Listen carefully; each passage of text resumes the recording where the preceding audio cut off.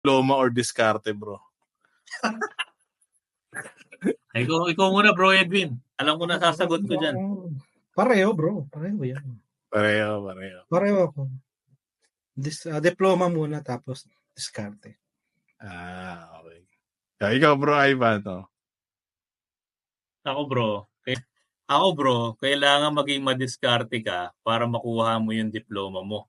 Once na makuha mo na yung diploma mo, kailangan mas maging madiskarte ka para ipakita mo na hindi mo kailangan yung diploma mo. Hindi mo lang kailangan yung diploma mo. Ang galing na. Kasi ako coming from a corporate, kumbaga parang, sige, mag-hire tayo ng mga taga-prestigious school.